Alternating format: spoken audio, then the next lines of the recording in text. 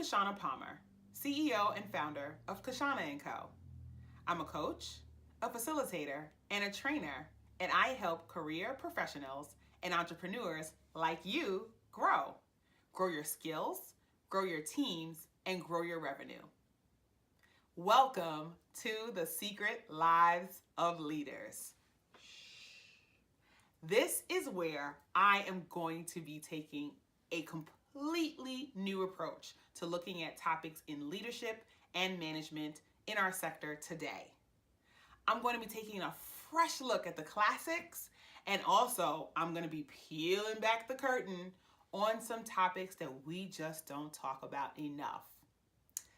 Over the next few weeks, I'll be interviewing some amazing subject matter experts and thought leaders, reviewing some pretty cool books and articles, and I'll even be wagging my finger and giving the total side eye to folks in our industry and our sector who aren't talking about the things we should be talking about enough.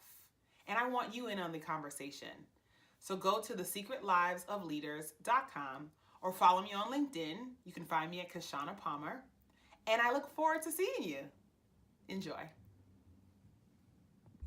All right. Hello, everyone, and welcome to another awesome episode of The Secret Lives of Leaders.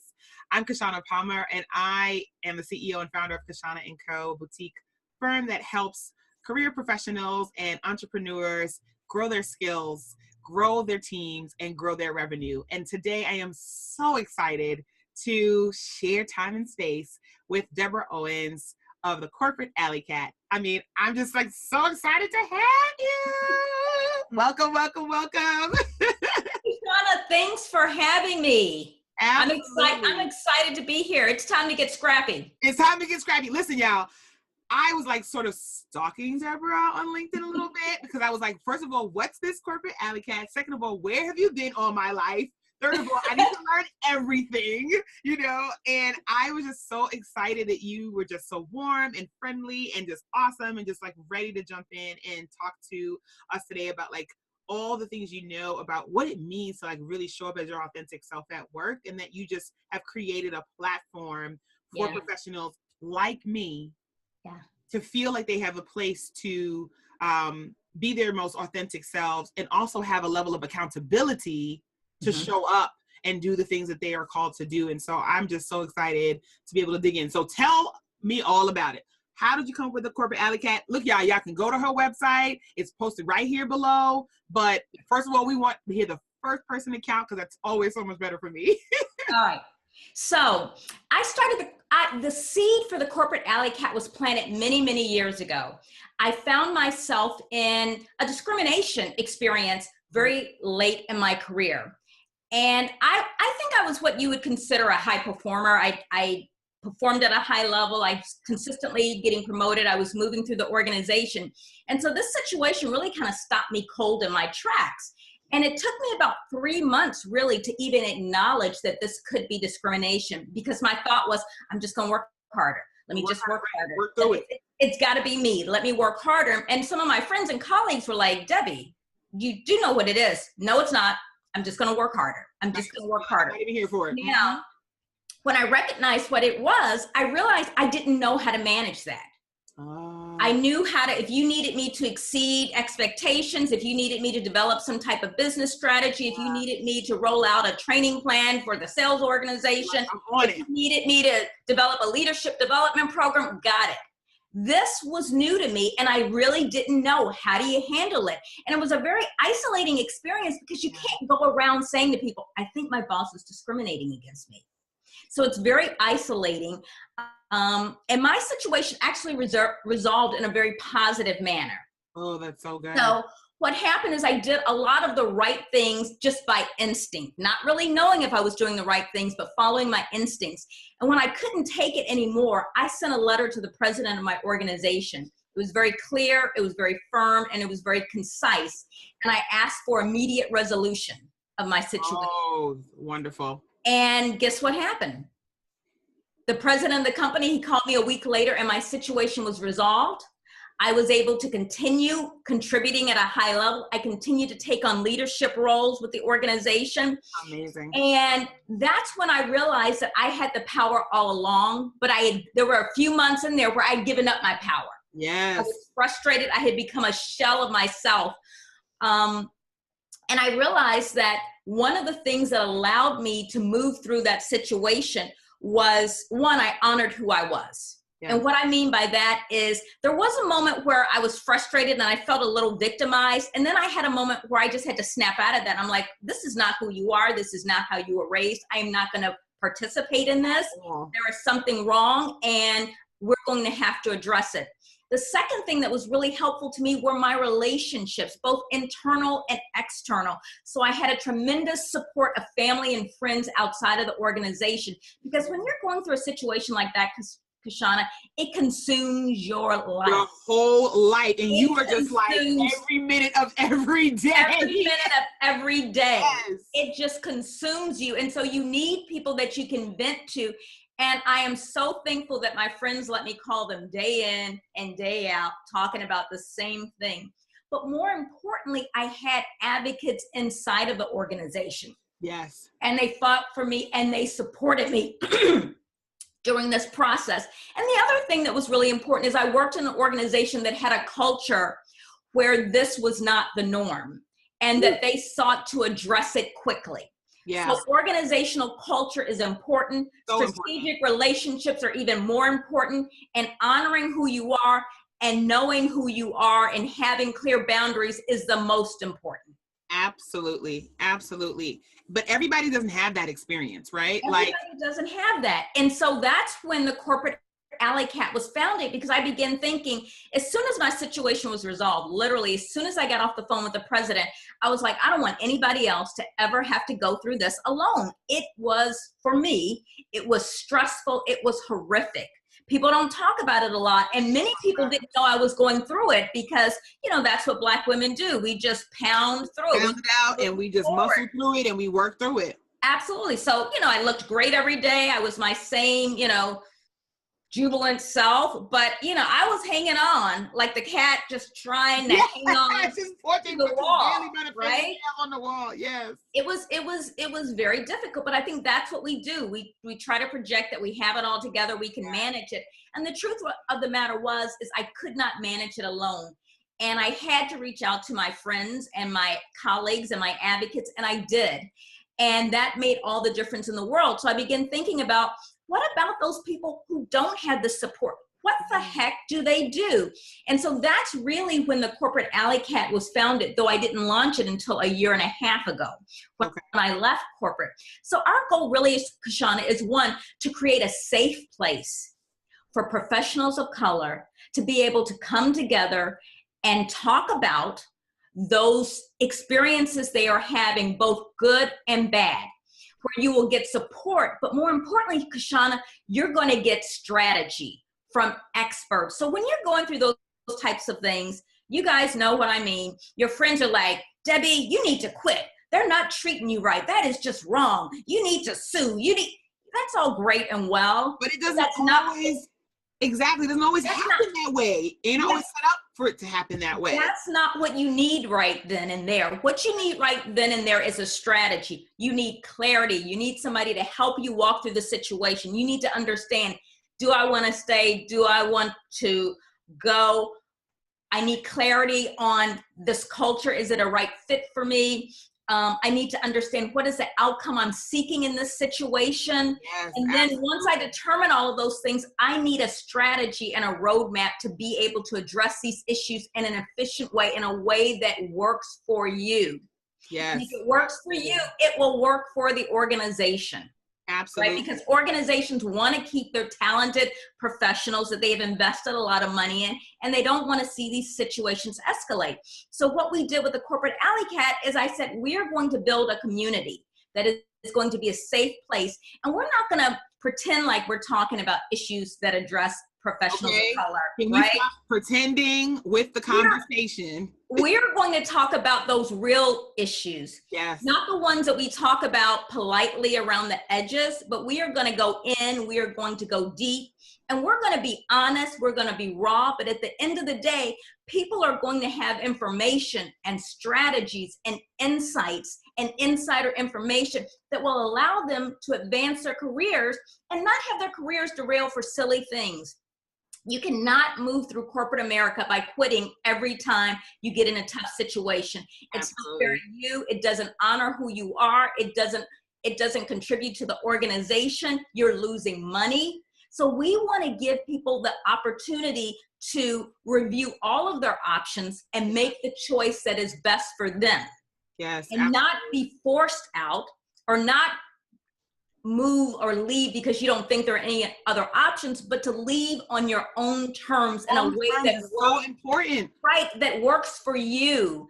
And listen, I want to say to your audience out there, Kishshana, nobody does it by themselves. No one. If you're out there and you're in a tough situation and you think you can manage it by yourself, I'm here to tell you, ask for help early and often. There's no penalty for asking for help and direction. Yes. And go to the community. Go to your community. We have people already in our community who love and support us. And they know lots of people.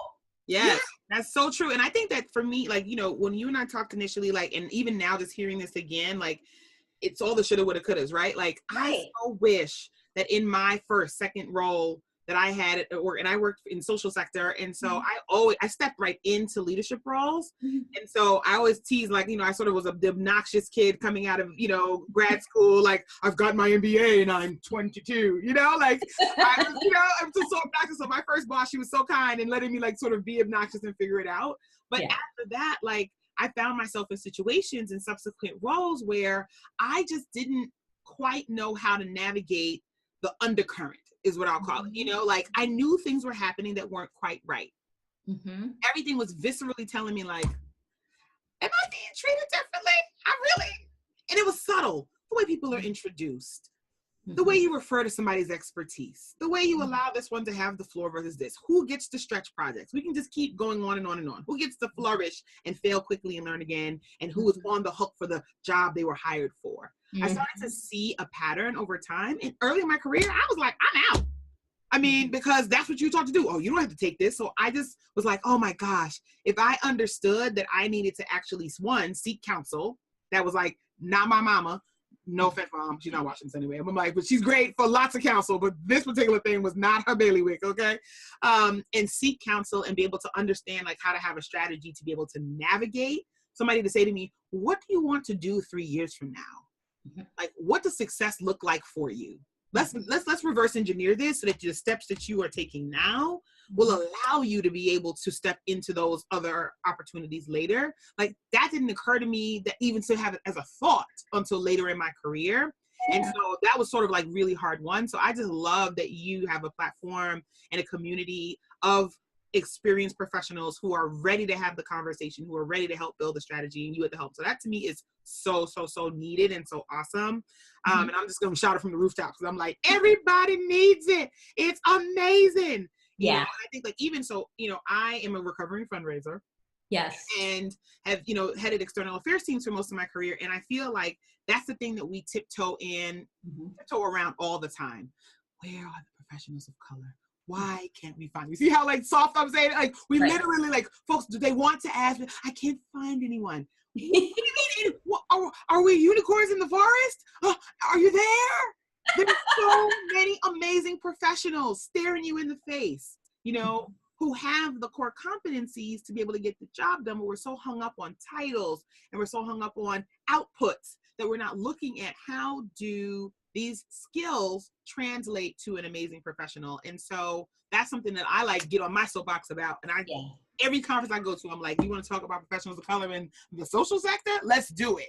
You know, like, how do you actually recruit and keep your people? And it's not like, there's no one I can find. No, that's foolishness. So one of the things I'm curious about, since you are just like, you speak everywhere, you are like really focused, what do you feel like right now is your biggest pet peeve in the sector?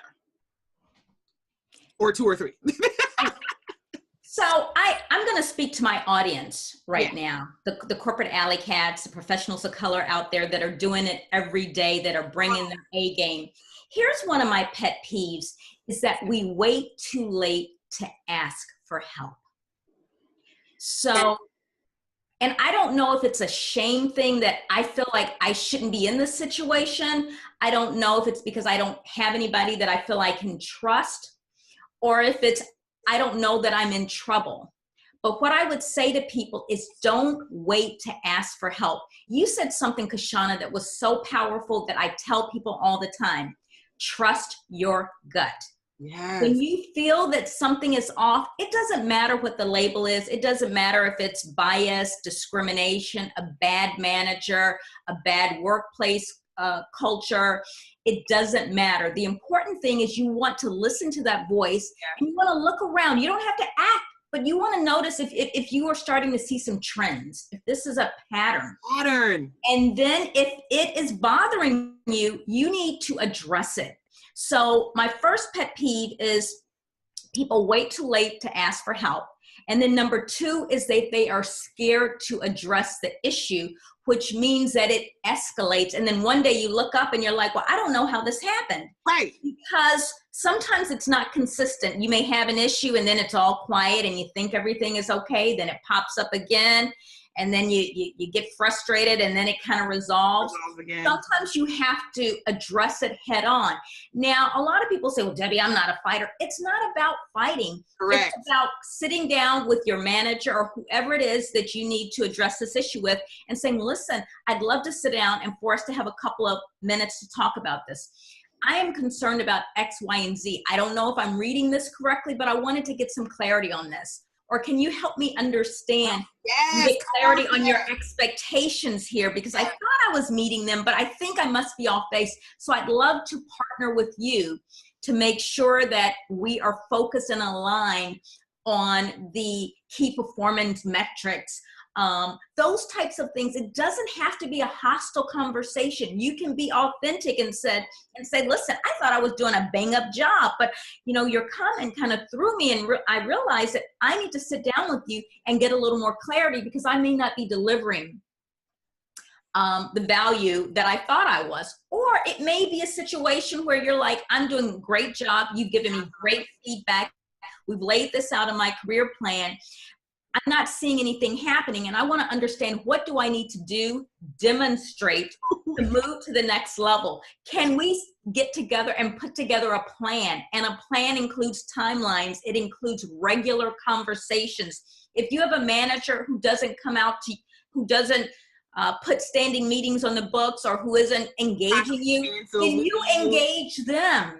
Yeah. It is on you to make this work to a certain degree. So if you want to get promoted, you want to stay within that organization, then you're going to sometimes have to engage your manager and say, hey, let's put together a plan together. If they don't know how to do this, you say, hey, listen, I put together this plan. Here are my timelines. Yes. These are the types of projects I like to look for. Let's talk about who do you know in the organization that you can connect me with that will allow me to move forward with my plan. Absolutely. So have the conversation. It may be uncomfortable, but get comfortable with being uncomfortable. And I think what most people realize is that it's not as uncomfortable as they think it will be. The third pet peeve is invest in yourself. If you know you don't know how to handle this situation, get help. If you have to pay for a coach, pay for a coach. If you have to go and join an association who has or career leadership, then do that. If you have to, whatever you need to do, if you have to pay somebody to write your resume because you've been talking about it for a year, then do that. Sometimes it is a little bit of a pet peeve when people want you to invest all your time and energy in them, but they're not willing to invest in themselves. And for me, when I see somebody who's not ready to invest in themselves fully, then I don't know if I'm ready to invest fully. I'm taking my lead from you. So if you need help, make the investment. A coach, a class. Some people say, well, my company won't pay for it. Pay for it yourself because it's an investment in your career, right?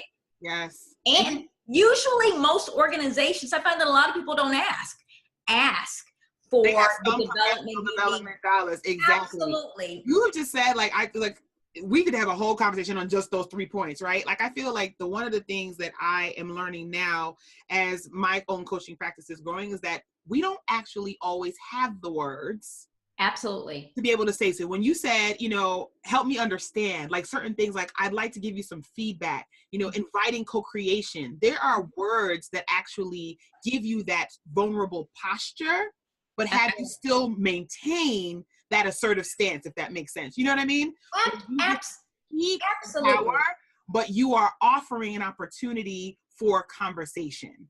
And absolutely. You don't learn, first of all, they're not teaching that in college. When I teach my communications classes now, and I work with freshmen and sophomores, I'm like, here are some words we're going to have to start using so that you can get into the hang of it. So, by the time you go out into professional work, what are the types of things you need to be saying? What do you need to see, hear, and believe? Like, those are the types of conversation questions that allow you to have that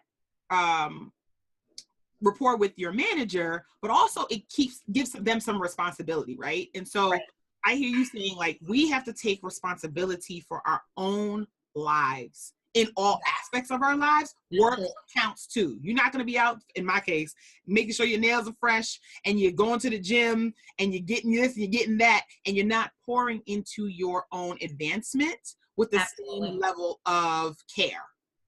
Absolutely, because when we are looking for a new job opportunity, we go and we get our hair done, we get our nails done, we get our toes done. Nobody's looking at your pedicure.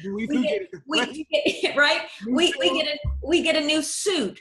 But have you done the real work that's going to make the difference? Those are the external things that have a very short or quick payoff. What you want to invest your energy in are those things that are going to make a difference and allow you to stand out. And that's by being able to articulate the value you bring, how your experience will allow this organization to not only meet, but exceed their business objectives and business outcomes. And one of the other things I just want to touch on, a lot of times people say, well, I'm not a confrontational person, Debbie. that's not who I am.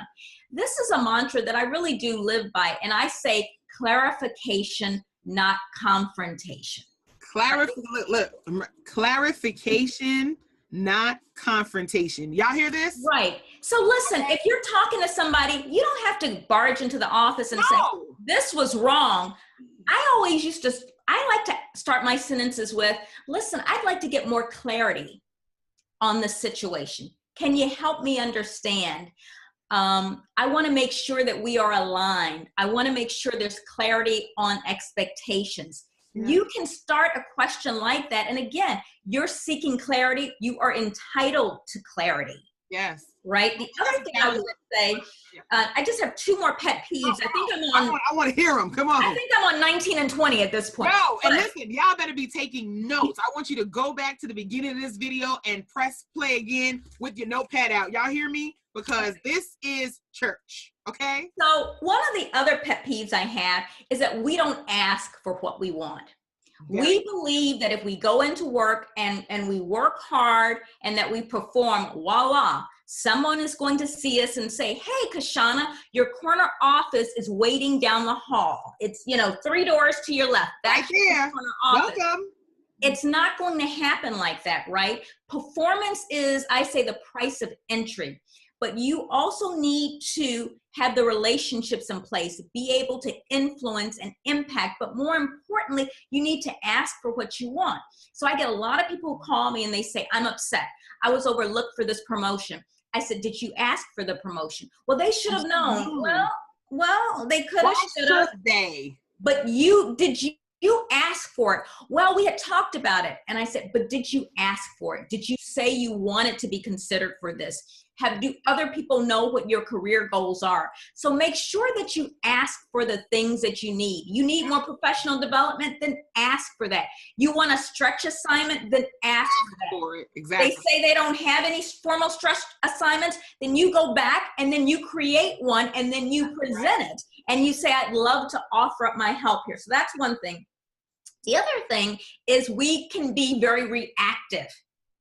And I would like for people to consider being more strategic and more proactive in their career. So what do I mean by reactive? Oftentimes we get called into meetings or we hear things that may be a surprise to us and we just want to, I don't agree with that. here's what I learned, particularly when I went through my discrimination situation. And I think it's really valuable information. You don't have to respond right away. You go in that meeting and they say, Kishshana, you know, listen, I don't know how this is working out. Here are some things we see that aren't working, or I know you wanted to be promoted, but here's some of the issues. It's not going to happen right now. Can you wait a little longer? And you're like, wait a little longer? What the heck? Here's what I want to encourage you to do. Listen.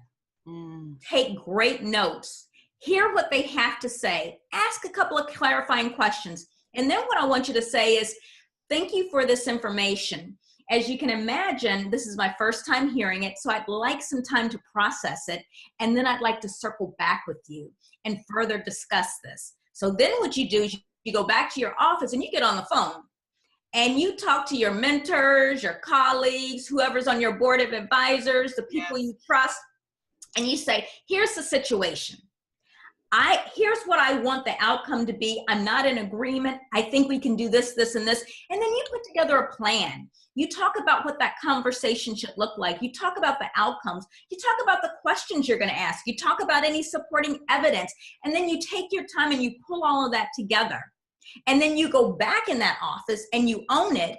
And then you begin to move the conversation towards where you want to take it and reach for the outcome that you would like.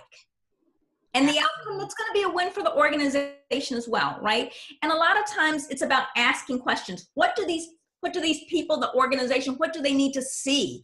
What do they want? What's going to allow them to give you the yes that you want? Exactly. Those are things that you have to be strategic about and you have to spend some time on. You know, when I went through my discrimination situation, after I got one phone call that said to me like, whoa, something is not right here. Right. I immediately got off the phone and I was writing down everything that happened. It took me 5 days to compose my email to that person. And I did that because I wanted to be very clear about the impact I wanted this email to have. Word I wanted to talk about the outcome that I wanted. I wanted to also be clear that I wanted to send a message and I wanted the tone to be right and I wanted them to receive it. I didn't want to come off angry. I wanted to come off as professional. I'm a team player. I'm open to feedback, but you can't drop certain stuff on me and not expect me to respond. Exactly. Right? So when people say I can't be my authentic self, of course you can. You may have to frame it up. To me, it's just good communication practices to frame up your information in a way that will allow others to receive it. Because if they can receive it, they can better understand it. If they can better understand it, they'll be aligned with you and you have a higher probability of getting the outcome you're seeking. And I love that because I feel like, particularly with communication, oftentimes when I would hear about being my authentic self, initially when I used to say that, it was because I felt like I was code switching. I felt like I was going into the office and I can use all the 3-syllable, 4-syllable words with the best of them. I am a nerd. I am well read. You know, I have a good command on the English language. But sometimes a good colloquialism gets to the point because everybody knows exactly what we're saying right then and there, you know? And I used to feel so stressed at having to balance between what type of conversation I'm having and when and with whom. And so I would be like, well, I can't be myself and I can't talk like I want to talk. It took me some time to realize context. Right. And listen, we've all been there. We've all been there. We've all been there. But what I find is that it's making people crazy because what's happening is they're going to work and they're like, okay, let me be who I think they want me to be. Okay, they said this to me and let me respond in a way in which I think they want to hear it, but that's not really me. And so you're very uncomfortable and you're not your best self. You're not using your voice. And so what I say to people is use your voice. Ask for what you want. Contribute at the highest level possible. Stop playing small. Come on. Share your opinion. Yeah, and playing small shows up in so many different ways. It shows up in the way, and it doesn't. And I think that I hear that sometimes when we're talking about like introverts or extroverts, but it has nothing to do with that. It's like when you are in the room, if you're a subject matter expert around something, you don't have to be like, well, I know it because I know it, but you can say, that sounds really interesting. You know, one of the things I know is that in my experience, et cetera, or, you know, such and such study, or we have a wealth of knowledge, particularly when you're in your lane in your subject matter expertise, right? And so asserting yourself from where you sit, like, that's very interesting. Sounds like a really good point you're making, you know, friend, but let's consider this. I wonder if we consider this thing, you know, like being able to learn how to use language to your ability so that you are constantly asserting yourself and thinking bigger. You're in this role now. Where do you want to go? You know what? It's so funny because I've gotten, in the last week, I've gotten a number of notes from people who say, you know, what do you do when you're being left out of important meetings? Well, why are you being left out of important meetings? But the question should be, why do you need to be in that meeting? Mm-hmm. So one of the things I say is that if you have value and you need to be in that meeting, don't go up to someone and say, well, I need to be in that meeting. I'm being left out of that meeting, blah, blah, blah. Right. What I would say is, you know, Kishshana, I think it's really important that I be a part of that meeting because I'm working on X, Y, and Z. And me being in the meeting will allow to give you this information real time, and it'll allow me to more quickly and efficiently come out with the outcomes and design the X, Y, and Z. Yeah. And so I think that that will allow the project as a whole to be more efficient and for us to accomplish our outcomes more quickly. Absolutely. I mean, that was off the top of my head, but you get the gist. Who's going to say no to that? Right. And if they do, then then we're dealing with a whole nother question. Then you have a different situation at your hand. But the other thing that most of the people talk about in my community is at the root of a lot of it, and I get it, is confidence. Yes. Because you're not in an environment sometimes where you feel welcome. Right. You're not in an environment, they're not excluding you, but they're not really including you. You still feel like you're an outsider. Like doing this, like, hey. Yeah, you're behind the glass, like, can I come in, right? Yeah. And so we have to, you know, we have to work on that and do it in a way, you know, if you need to reach out to people, mentors, colleagues, trusted advisor, maybe you have to get to know people one-on-one. Maybe going out to lunch in a big group isn't your thing. Find that one person that you connect with and start there. Start where you are. Because you have a lot in common with the people who are around you, but sometimes you might need to do it in a little bit of a different way. Start one-offs. Don't worry about if that person is a VP. Find a colleague that you connect with. Yeah, and I think that you saying that to me is so sage. I think that the challenge that many of my clients have now and that I know I had was, why do I have to do all of that? Like, that's a whole lot. Like, my colleagues who are, you know, white women, for example, they may feel differently, and some of them will push back on me, I know, but some of them will agree with me off bat who are watching this. They don't get to do all that, all this pretzel making and figuring out and finding another way and getting in. They just show up and they are who they are. And I think that I used to carry a lot of resentment that I didn't even know how to articulate. I didn't really know that's what was bubbling on the inside about how to deal with the fact that I just have to move differently. And then I realized, actually, there is a real gift in being able to move differently, to be able to move through different situations, to be able to still be yourself, but to know how to be in one crowd and be in another and show up in a particular situation and not feel like a phony. Right. And you know what? You bring up something really interesting, that people don't feel like they have to do it. You don't have to do it. You don't have to get promoted. You don't have to get advancement within an organization. You don't have to get visibility and exposure. You don't have to do that. But understand the consequences within your particular organization of not doing that. So if you choose that you don't want to do that, you just want to come in and you want to do your 9 to 5, that's a job. That's not a career. All right. That's just my take on it. No, the other thing is, if you just want to come in and do your job and you don't want to do those other things, then stop being mad at other people who do. Yes. Right. Don't point to other people and say, well, I don't know why they got that. Well, let me tell you why they got that. One, they have consistently high performance. 2, they've made it their job to get out there and meet with others and build strategic relationships, because not only do strategic relationships help you understand the organizational culture and help you advance your career, more importantly, they help you understand how things get done in your organization. If you don't understand how things get done in your organization, you will not be as successful. So no, you don't have to do it, but understand, and this is where I think the corporate alley cat is really valuable, because we help people understand, here's what your peers are doing. You're coming in, you've got a 9 to 5, and you think you're doing something extra because you get in at 8:45 every day and maybe you leave at 5:15. Let me tell you what your peers are doing.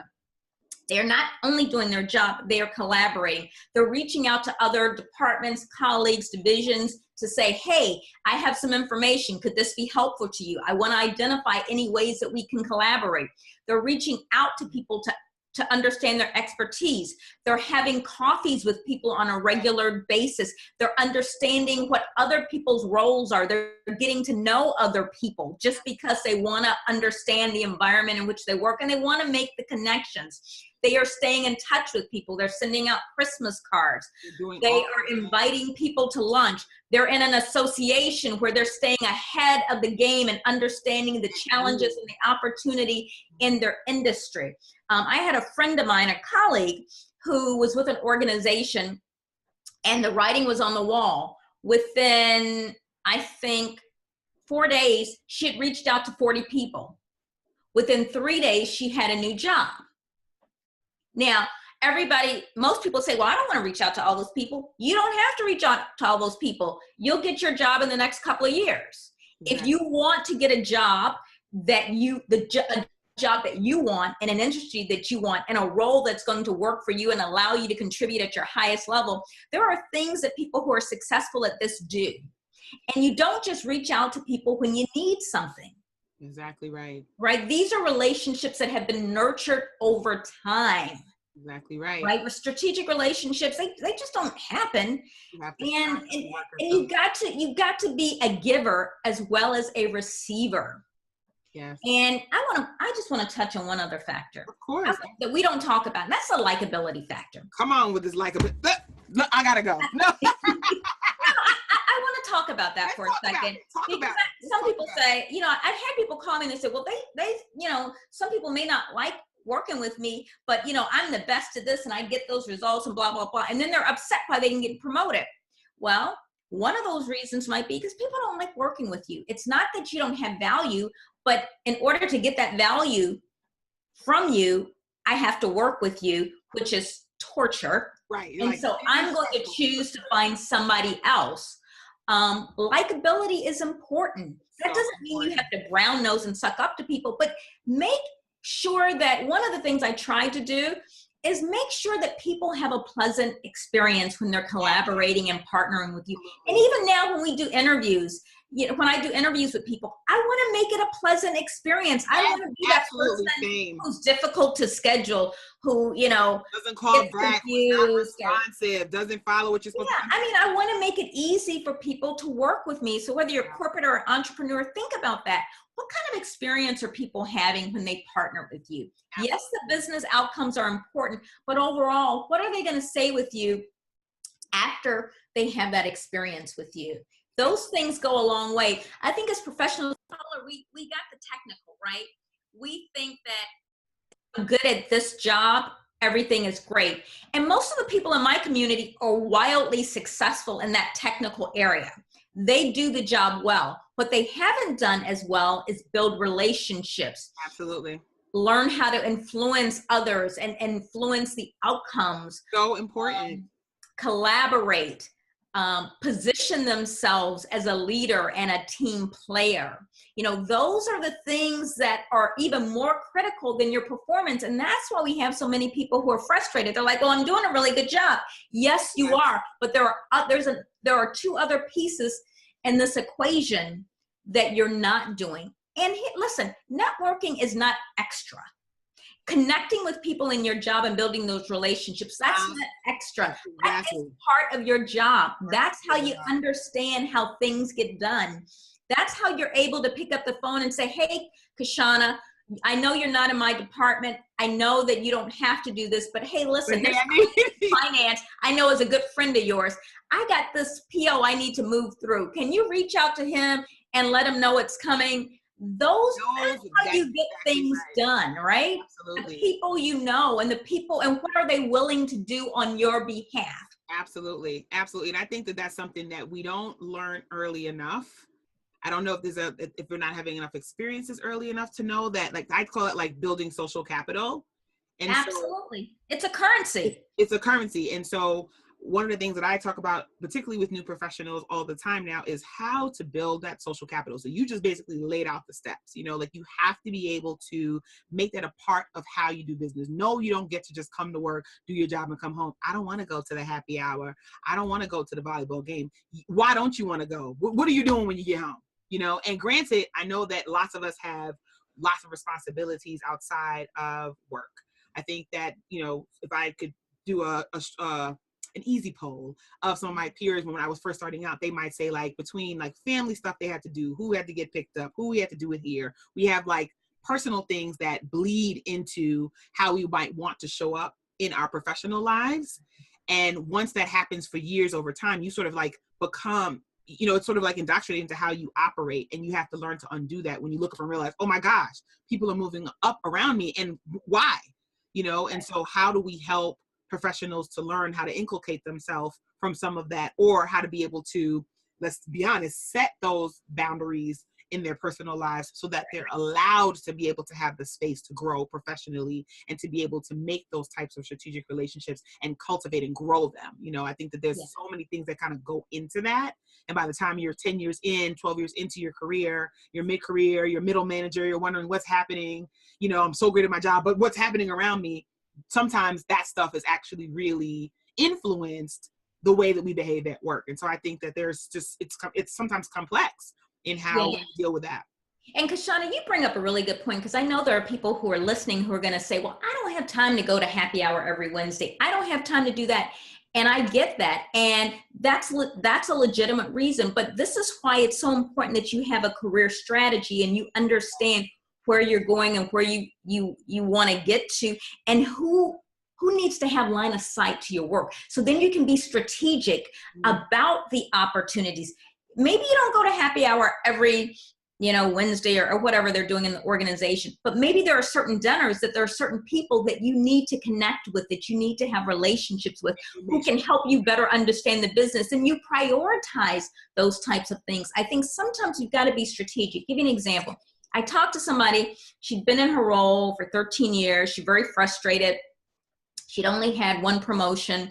And I said, well, what's the norm in your organization? Well, people normally get promoted every 2 to 3 years. Well, you're 13 years in. You should have had some conversations a long time ago, but that's okay. You start from where you are. But so one of the things I said, well, what kinds of things, how do you contribute at work? And so they talked about the things they did. And one of the things they did was they did a book club. Listen, I'm not knocking book clubs, but how is this book club going to help the business achieve its strategic objectives or its business outcomes? Exactly. What leadership, you know, what skills are you demonstrating by leading this book club that somebody's going to say, wow, you know, Kishshana led that book club? Because I'm going to tell you, I don't know if that's going to be something that's going to take you over the edge. I don't think when they're sitting around the boardroom and they're talking about leadership, if they're saying, hey, Kishshana, you know, she's running that book club. Wow. Amazing. Wow. Leadership.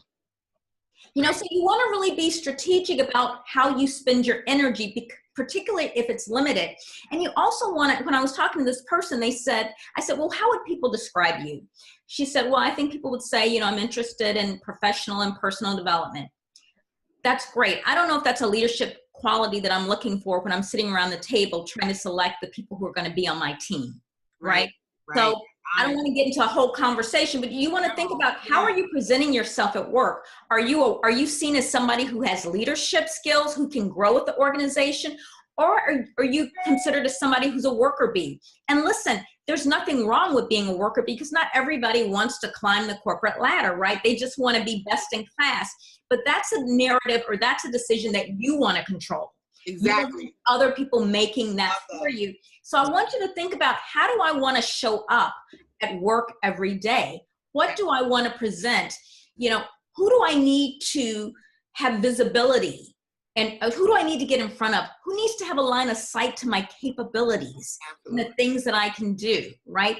And your manager is great, but remember, your manager is not the one necessarily that's going to promote you or hire you for that next position. So you need to be thinking beyond that.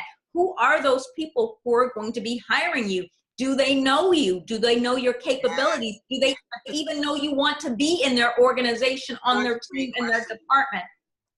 Because remember, as quiet as it's kept, and it's really not quietly kept. When jobs are posted, oftentimes, people have already identified folks. That doesn't mean you don't have a shot, but just know that by the time it's posted, there usually is a preferred, one or two preferred candidates, right? And the reason why is because these are people who've been networking, who've been letting people know that if something opens up in your department, I'd love to come in there. I want to understand your department. I'd like to sit down with you and talk about what your challenges are and how I can contribute. They've been having these ongoing conversations for a year. So when that person has that opening, they're like, oh, Kishshana, we've really spent a lot of time with her. She's really got an interest. She's had some skills that will really contribute and complement the team I already have. So she's going to the top of the list. And this is stuff that's been taking place behind the scenes that you do not see. Exactly. So when you get upset and say, I just want to come in and do my 9 to 5, do your 9 to 5, but you will not be a preferred candidate. Absolutely. I think that is. You're not going to be top of mind, and stop getting mad at other people who are willing to do the work. Absolutely. If you're not willing to do the work, or you don't want to do the work, then don't do the work, but don't be mad at people who aren't doing the work, right? Absolutely. Absolutely. I think that is so, that is, that is absolutely it. You and I could talk about this all day. We can talk forever. I said, oh my gosh, we officially go together, as you know. I told you that on the phone. So what's one thing, as we're closing out, that you think leaders should be thinking about more and talking about more? I think leaders, as we're talking about professionals of color, and we're talking about building a pipeline, recruiting a pipeline, maintaining our diverse talent, I think leaders need to be talking about accountability.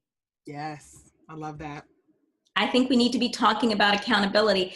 I think we need to be maybe spending less time trying to protect the reputation of the company and trying to look like that company, and actually holding people accountable so that you can create the culture that you say you want, that will be inclusive for all people and will allow all people to thrive and all people to reach their full potential.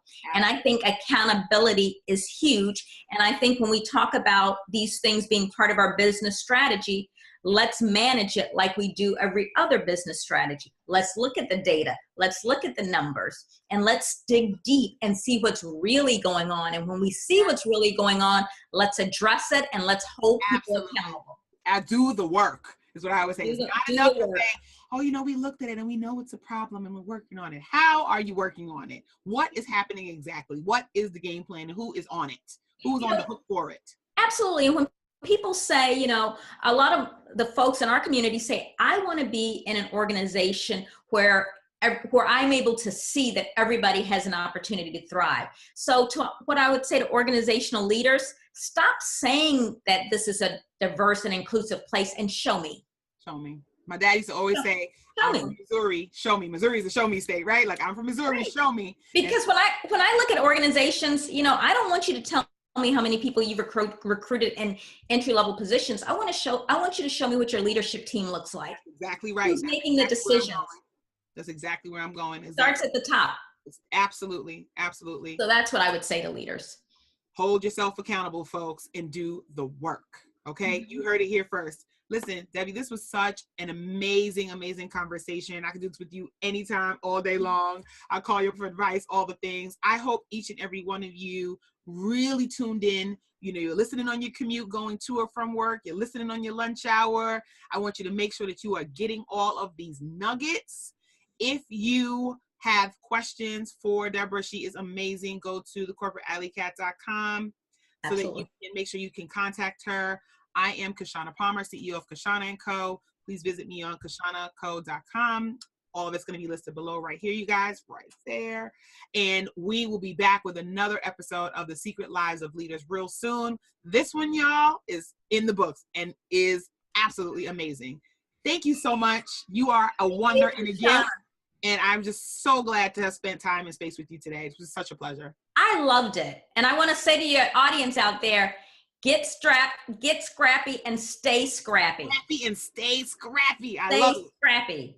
I love it. I love it.